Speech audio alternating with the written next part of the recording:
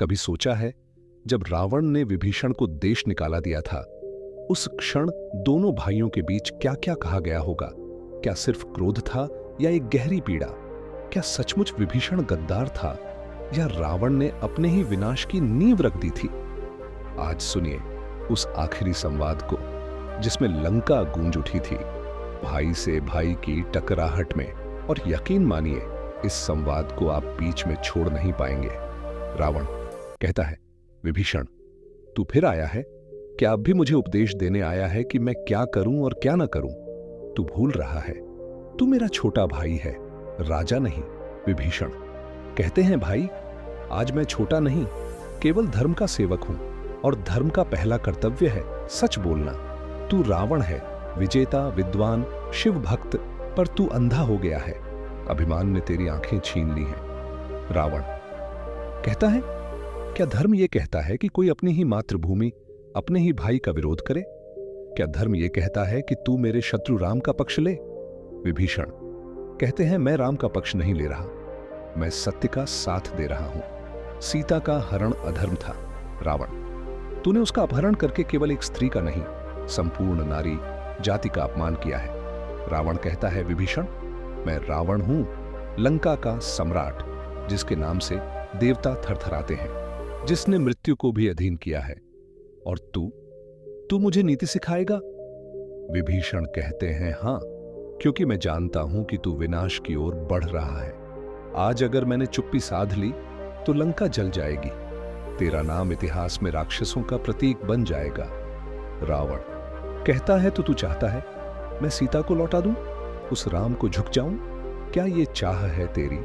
विभीषण कहते हैं, नहीं, मैं चाहता हूं कि तू स्वयं को बचा ले। एक राजा की पराजय युद्ध में नहीं होती, पर जब वो अन्याय से चिपक जाता है वहां वो सच में हारता है। रावण कहता है, धीरे धीरे तलवार उठाते हुए, तेरी बातों में नीतिकता है, पर विश्वासघात की बू भी। तू मेरे शत्रु का मित्र बन रहा है, तेरे विचार मेरे राज्य के लिए जहर हैं। विभीषण कहते हैं, अगर सत्य जहर है तो मैं वो जहर हूं, अगर नीति गद्दारी है तो मैं गद्दार हूं। पर एक दिन तू जान जाएगा कि जिस भाई को तूने त्यागा वही तेरे कुल का अंतिम दीपक बनेगा। रावण कहता है, मैं तुझे आज लंका से निर्वासित करता हूं, जा, आज से तू मेरे लिए मृत है। विभीषण कहते हैं, धन्य हूं जिसने सत्य के लिए अपनों को भी त्यागा। रावण तू मुझे निकाल रहा है, पर याद रख, तुझे तेरे ही कर्म लंका से निकाल देंगे। अग्नि में तेरा अंत तेरे अंदर ही पल रहा है। रावण कहता है, तो यह अंतिम संवाद था हमारा? विभीषण कहते हैं, नहीं, अंतिम संवाद युद्ध भूमि पर होगा, जहां मैं तेरे मृत शरीर को नम आंखों से देखूंगा और फिर लंका को फिर से धर्म के पथ पर लाऊंगा। रावण और विभीषण का अंतिम संवाद, भाग 2। रावण कहता है, विभीषण क्या तू जानता है, जिस क्षण तूने राम का नाम लिया उसी क्षण तूने मेरा रक्त धोखा कहा। विभीषण कहते हैं, और जिस क्षण तूने एक स्त्री को बलपूर्वक बंदी बनाया उसी क्षण तूने शिव भक्त रावण से राक्षस रावण का जन्म लिया। रावण कहता है, तुझे लगता है मैंने सीता को भोग की वस्तु समझकर छुआ? नहीं विभीषण, मैंने उसे आदर दिया है, उसकी मर्यादा की रक्षा की है, पर मुझे युद्ध चाहिए था, राम को उकसाने का यही उपाय था। विभीषण कहते हैं, तो तूने एक स्त्री को युद्ध का कारण बनाया, तूने एक स्त्री की पीड़ा को अपनी राजनीति का माध्यम बनाया। तब तू राजा नहीं, एक भयभीत योद्धा है जो जानता है कि उसका अंत पास है, इसलिए अपनी हार को। रावण कहता है, क्या तुझे नहीं दिखता? विभीषण मैं कौन हूं? मैं वो हूं जिसने यमराज को भी हराया, मैं वो हूं जिसने कैलाश उठाया, मैं रावण हूं 10 सिरों वाला, 10 दिशाओं का झाता। राम जैसे साधु मुझे क्या हरा पाएंगे? विभीषण कहते हैं, तू रावण है, ये सत्य है, पर तेरे 10 सिर आज अभिमान, क्रोध, मोह, द्वेष, लोभ, स्वार्थ, असत्य, हिंसा, अधर्म और अहंकार से भरे हैं। राम केवल एक है, पर उनके भीतर धर्म है, और धर्म अकेला नहीं होता, वो सृष्टि की हर शक्ति को अपने साथ लेकर आता है। रावण कहता है, तू मुझे डरा नहीं सकता, मैं अमर नहीं पर अजेय हूं। विभीषण कहते हैं, कोई अजेय नहीं होता। रावण जिसे तू राम समझता है वो समय है, और समय किसी का नहीं होता। दोनों कुछ पल चुप रहते हैं। फिर रावण ने कहा, तो ये निश्चित है, तू अब लौटेगा नहीं? विभीषण कहते हैं, नहीं, मैं अब सत्य की छाया बन चुका हूं। जहां भी झूठ होगा मैं वहां युद्ध करूंगा, चाहे वह मेरे रक्त का ही क्यों न हो। रावण कहता है, काश तू मेरा छोटा भाई न होता, तो मैं तुझे रणभूमि में मार देता। पर आज मैं तुझे जीवनदान नहीं दे रहा, मैं तुझे शाप दे रहा हूं।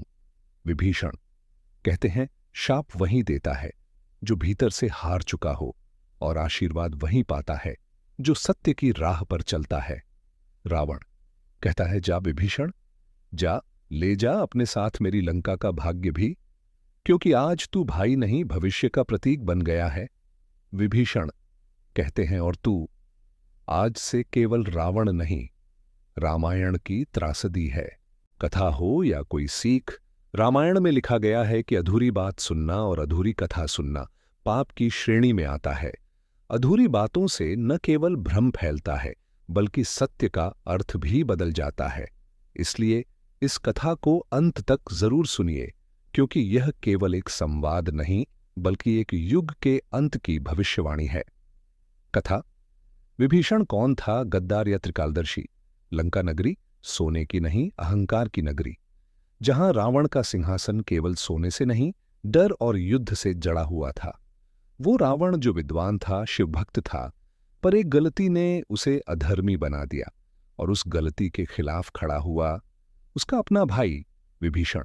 लोग कहते हैं विभीषण ने रावण से धोखा किया, उसे छोड़कर राम के पास चला गया। लेकिन क्या कोई जानता है कि उसने ऐसा क्यों किया? वो दृश्य आज भी रामायण के पन्नों में दर्ज है। रावण की सभा में जहां कोई कुछ कहने की हिम्मत नहीं करता था, वहां विभीषण ने खड़े होकर कहा था, भाई, यह युद्ध विनाश लाएगा। राम को सीता लौटाओ, नहीं तो लंका राख हो जाएगी। पर रावण सुनने को तैयार नहीं था, क्योंकि उसकी आंखों पर सत्ता और क्रोध की पट्टी बंध चुकी थी। उसने उसी सभा में अपने भाई को लंका से देश निकाला दे दिया। विभीषण रोया नहीं, वो चुपचाप उस धरती को छोड़ गया जहां रक्त का रिश्ता धर्म के रिश्ते से बड़ा हो गया था। लेकिन समय चुप नहीं बैठा। राम की सेना समुद्र पार करके लंका पहुंची, युद्ध हुआ, और अंत में रावण मारा गया। जिस भाई को रावण ने लात मारकर निकाला था, वही भाई विभीषण अंत में लंका का राजा बना, राम के आशीर्वाद से, धर्म और न्याय की नीति पर शासन करते हुए। सीख क्या है? कभी कभी सत्य बोलने वालों को परिवार, समाज या दुनिया गद्दार कहती है, पर समय जब न्याय करता है तो वही व्यक्ति भविष्य का मार्गदर्शक बनता है। रावण की हार उसके शत्रु ने नहीं, उसके अपने घमंड और उसके द्वारा त्यागे गए सत्य ने करवाई थी। इसलिए यह कथा अधूरी न छोड़ें, क्योंकि यह सिर्फ रावण और विभीषण की नहीं, हम सबके भीतर चल रही धर्म और अधर्म की लड़ाई की कहानी है। इसे अंत तक सुनिए, शायद उत्तर आपको अपने भीतर मिल जाए।